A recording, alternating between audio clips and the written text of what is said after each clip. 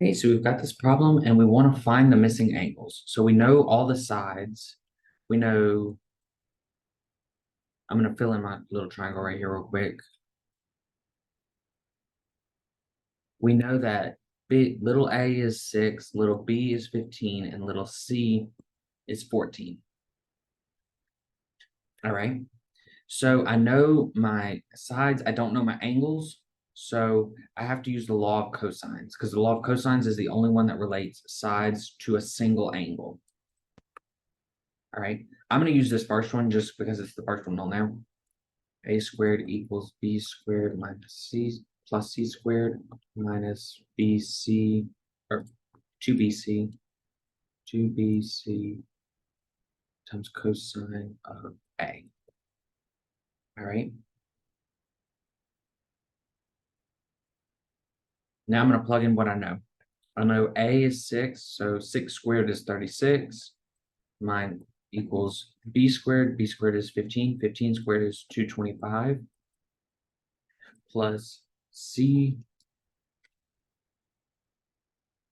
c squared, which is 14 squared, which is 196, minus 2 times b is 15, c is 14, times cosine of a. Now I'm just going to try and solve for a. I'm going to do 36 minus 225 minus 196 equals negative 2 times 15 times 14. 2 times 15 times 14 is negative 420 cosine of a. Ready? 36 minus 225 minus 196 is negative 385 is equal to negative 420 cosine of a. Alrighty, now I'm going to divide by negative 420, divide by negative 420,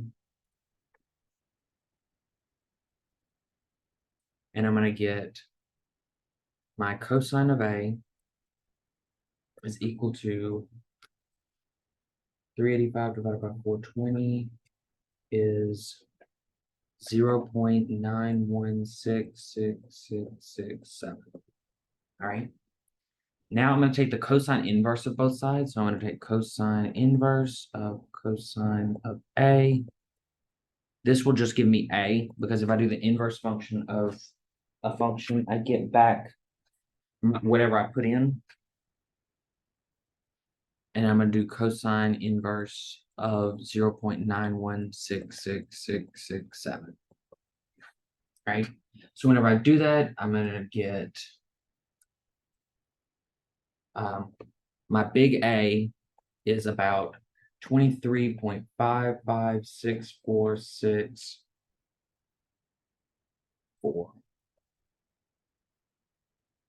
right?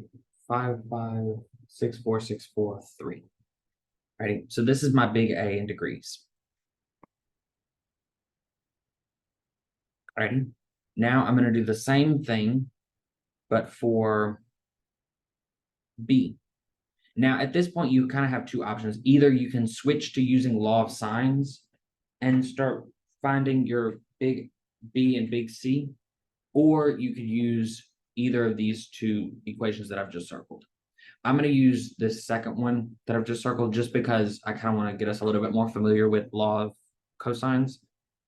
But once we do this, once we get big A and big B here, we can use the property that big A plus big B plus big C all have to add up to 180 to get our other angle. So using this second law of cosines, it says b squared equals a squared plus c squared minus 2ac times cosine of big B. Ready? Now doing all of the same stuff, we're going to get our cosine of B. All right. So our B was 15. 15 squared is 225. Our A squared is 6. So 6 squared is 36. Our C is 14. C squared is 196.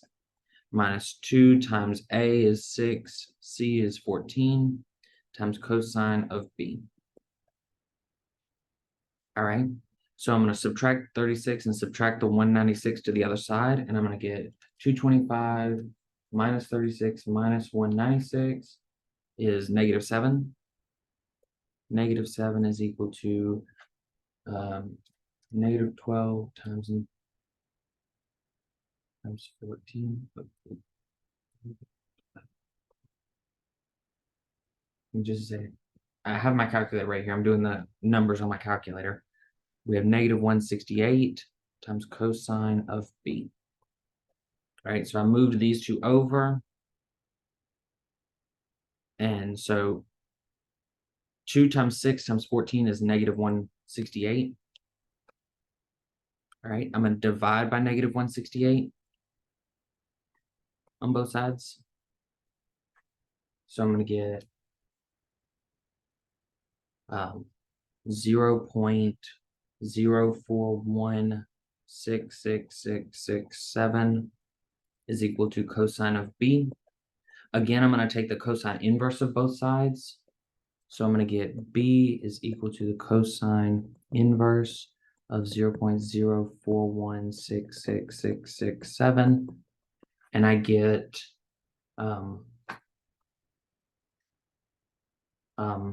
87.6119854. Alrighty. Now that I have big A and big B, I can add those two together. And I'm going to get big A plus big B is equal to 111.16844488. And this number plus our big C should give us 180. So I'm going to subtract that from 180. And I'm going to get that my big C is equal to 68.83155116. And then I just need to round appropriately. It's important that you don't round any of your numbers until you get all of your answers, because if you round it early, your answer may be off by a decimal point or off by a decimal sign somewhere. So it's important to keep them in long form until the very end.